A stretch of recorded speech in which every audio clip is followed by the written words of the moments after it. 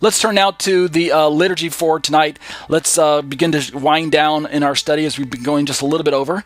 Let's read the Omer liturgy first. We've got some English right there on the screen for you. I've got some translated to Hebrew just above that if you care to read that. This is the blessing that Judaism goes through before counting the Omer. This is the blessing of the Omer count itself, and we do this at night. So this is the Omer count blessing for Monday night.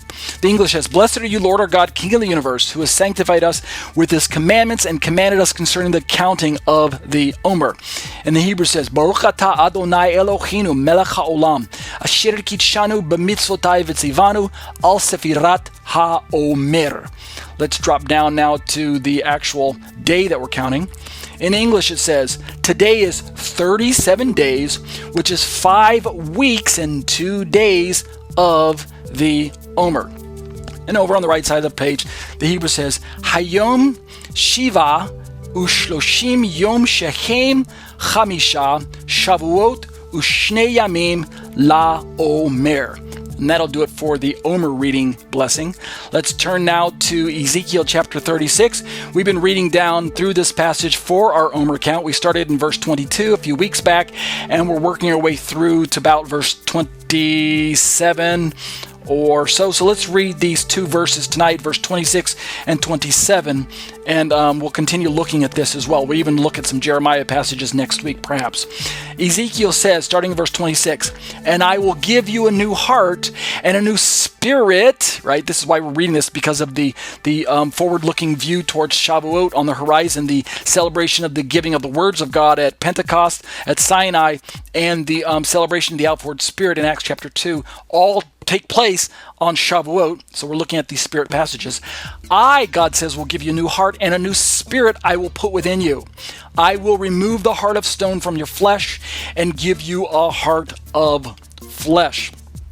And verse 27 says, "And I will put my spirit within you." These are promises to corporate Israel. Keep in mind, these are promises that have not come to pass just yet. They're still in the future. And yet they're something that Israel needs to enjoy. So future passages.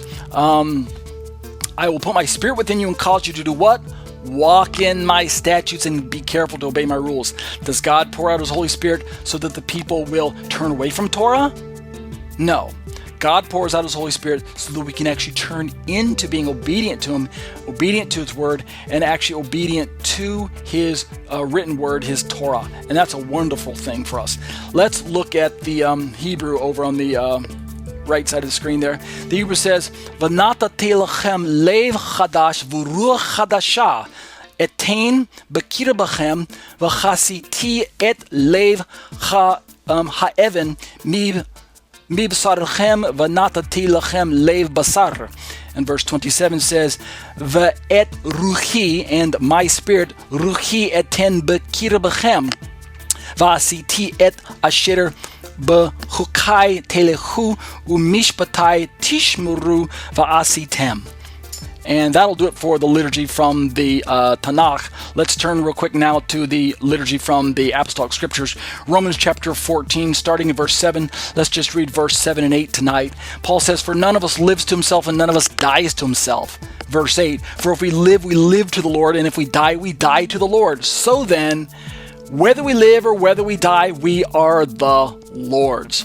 The Greek over on the right side of the page, starting in verse 7, says, "Udes gar, himon hiauto, ze kai udes, hiauto apotheneske." Verse 8 says, "Iente gar zomen, to kurio zomen, iente apotheneskomen, to kurio apotheneskamen, iente un zomen, iente apotheneskomen, to kurio esmen." And that'll do it for our liturgy for tonight.